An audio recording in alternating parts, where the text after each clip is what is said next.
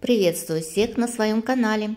Вкуснейшие кристальные изумрудные пигоди, крахмальные пигоди или камди пигоди, пянси, манду – это все название одного и того же блюда, в зависимости от локации его приготовления.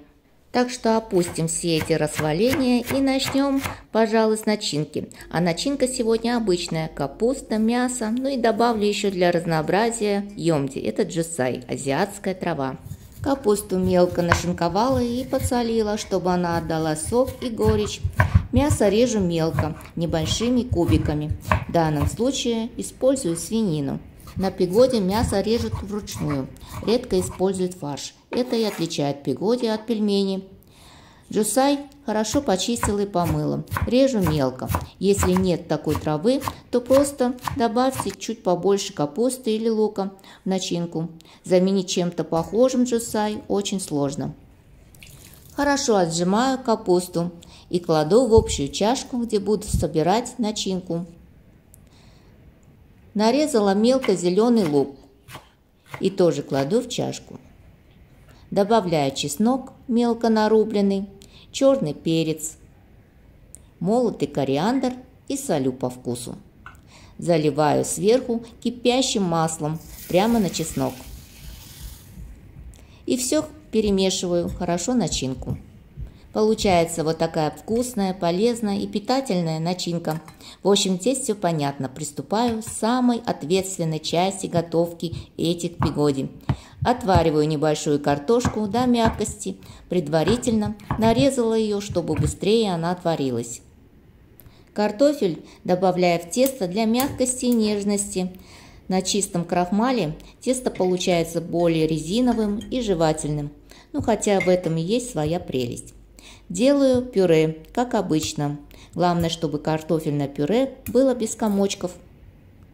Солю пюре и добавляю горячий отвар, в котором варился картофель. Жидкость должна быть очень горячей, почти кипяток. Добавляю в горячее пюре крахмал картофельный и перемешиваю. Весь крахмал всыпать не советую сразу. Затем лью в тесто крахмальное кипяток или подогретый отвар картофельный. Здесь главное тесто заварить, чтобы крахмал стал клейким, а он становится таким только соединением с очень горячей водой. Все, теперь можно засыпать остальной крахмал и замесить тесто. Да, тесто очень горячее, поэтому одеваю плотные перчатки, чтобы не обжечься. По необходимости добавляю воду в тесто. Сколько уходит воды, конкретно сказать сложно, так как всегда бывает по-разному. Главное, чтобы оно было мягким и не растекался. Убираю в пакет тесто, чтобы не высыхало. Через 10 минут приступаю к лепке пигоди. Отрываю небольшой кусочек и раскатываю в колбаску. Затем режу на небольшие кусочки. Режу тесто пластиковым скребком, так удобнее и не липнет. А если тесто липнет, то можно присыпать слегка мукой или крахмалом. Раскатываю лепешку скалкой.